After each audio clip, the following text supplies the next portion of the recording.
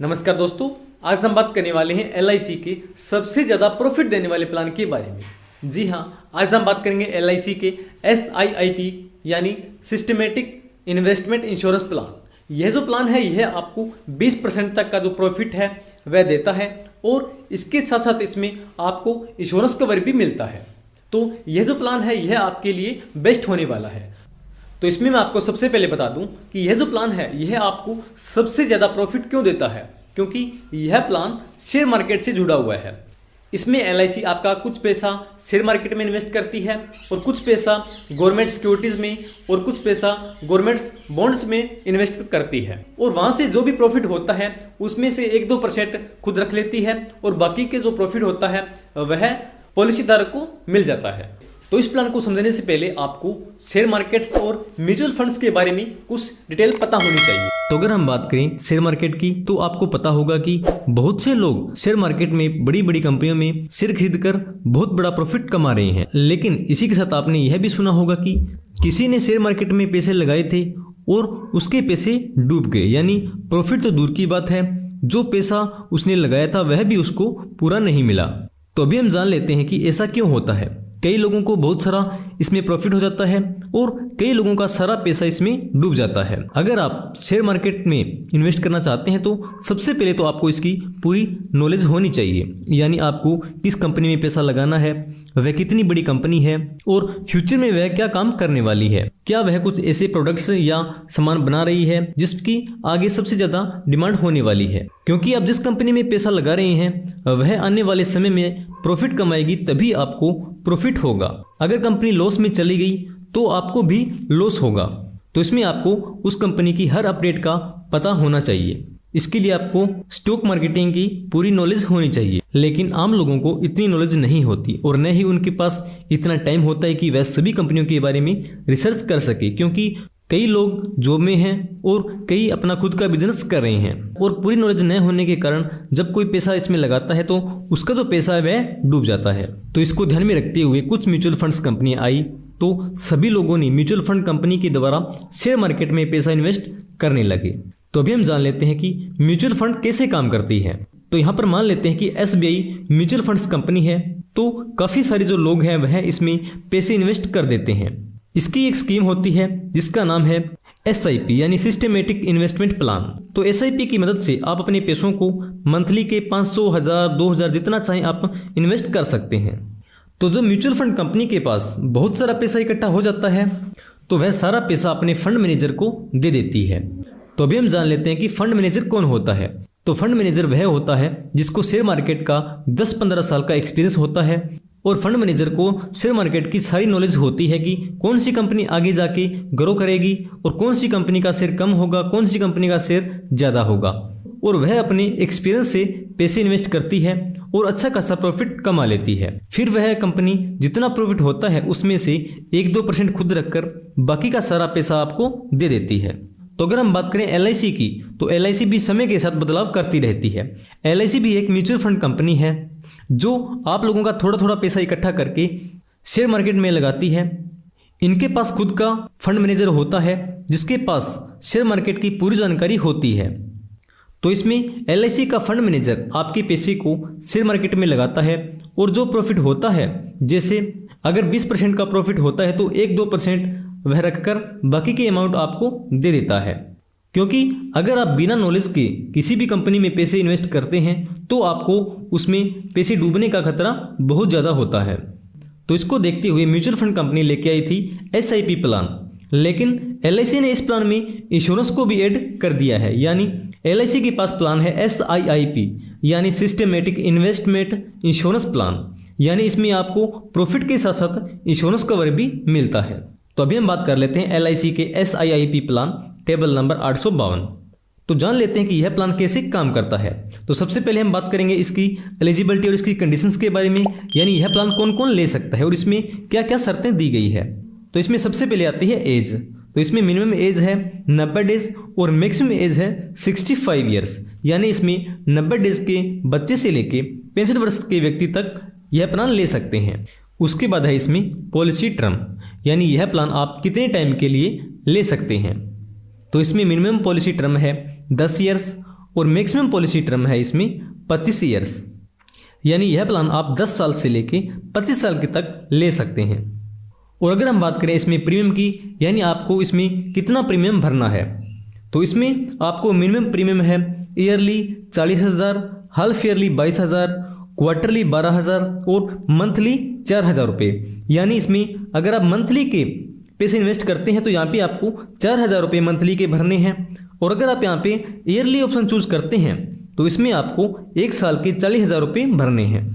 और अगर हम बात करें इसमें मैक्सिमम प्रीमियम की, तो इसकी कोई भी लिमिट नहीं है, यानी आप ईयरली के 40,000 रुपये से लेके जितना मर्जी चाहे इसमें प्रीमियम चूज कर सकते हैं। उसके बाद इसमें आता है सेलेक्ट फंड टाइप, यानी यहाँ पे आपको 4 अलग अलग फंड मिलते हैं जिसमें से आपको चूज करना होता है।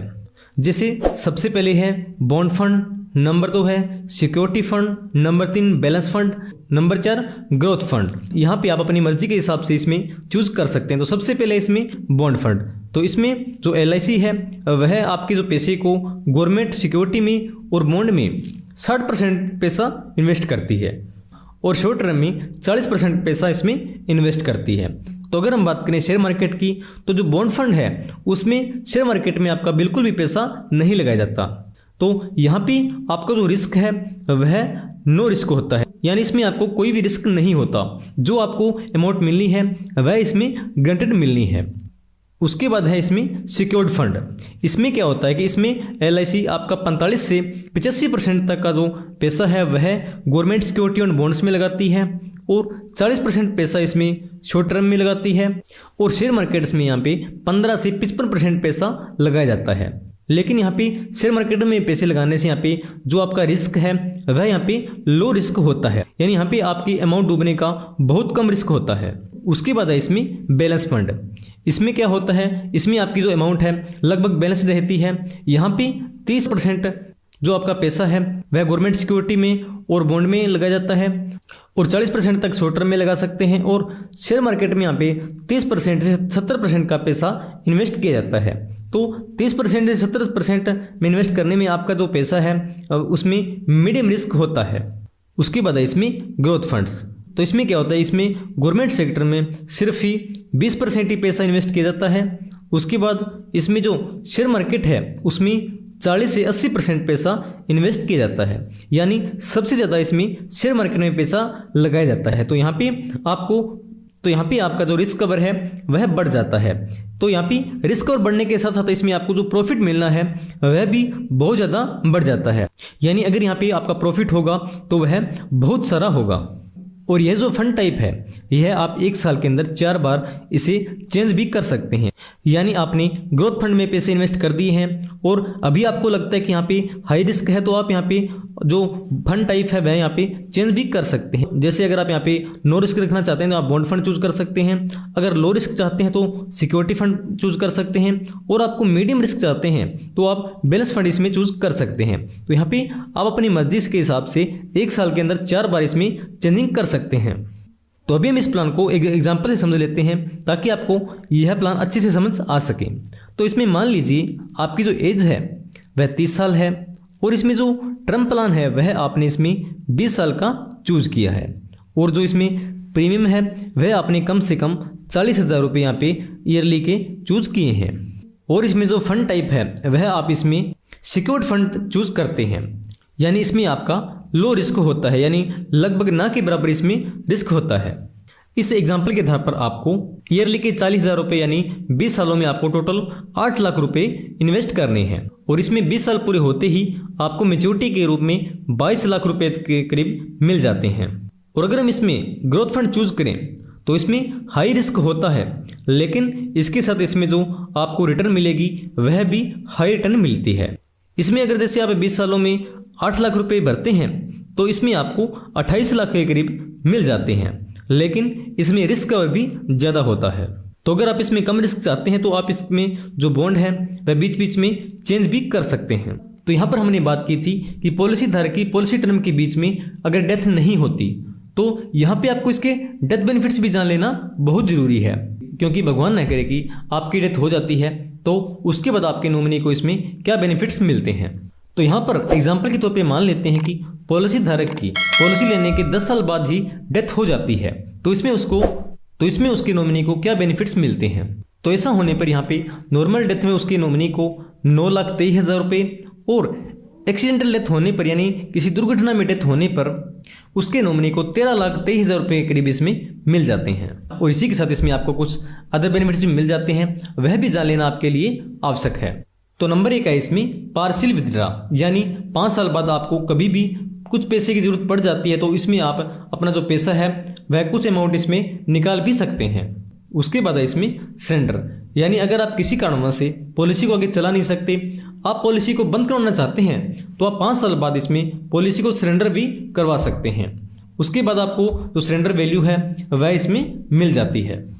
उसके बाद है इसमें ग्रेस पीरियड, यानी अगर आपकी जो किस्त है वह समय पर नहीं भर सकते तो इसमें आपको कुछ टाइम की छूट भी मिल जाती है। यानी अगर आप इसमें मंथली प्रीमियम चूज करते हैं, यानी इसमें जो प्रीमियम भरते हैं वह मंथली का भरते हैं, तो इसमें आपको 15 दिन की छूट मिलती है। और इसमें जो पेमेंट मोड है वह आप क्वार्टरली, हाफ ईयरली या ईयरली का चूज करते हैं तो यहाँ पे आपको 1 मंथ की छूट मिलती है। यानी आपकी किस्त ड्यू होने के बाद भी 1 महीने तक आप कभी भी तो आपका जो प्रीमियम है वह भर सकते हैं। इसमें आपको कोई भी पेनल्टी आदि नहीं लगती।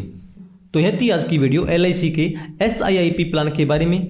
तो अगर आप अपने पैसों को शेयर मार्केट में लगाना चाहते हैं और आपको इसकी पूरी जानकारी नहीं है तो आप LIC की मदद से यहाँ पे शेयर मार्केट में भी अपना पैसा लगा सकते हैं और अच्छा खासा इसमें प्रॉफिट कमा सकते हैं। तो यह वीडियो आपके लिए काफ़ी हेल्पफुल रही होगी। तो वीडियो अच्छी लगी तो वीडियो को लाइक करें, अपने दोस्तों आदि को शेयर जरूर करें। अगर आप इस चैनल पर नए हैं तो चैनल को सब्सक्राइब कर लीजिए और बेल आइकन को प्रेस कर लीजिए ताकि आपको आने वाली हर नई अपडेट समय में मिल सके। मेरी वीडियो को वॉच करने के लिए आप सभी का बहुत बहुत धन्यवाद। जय हिंद, जय भारत।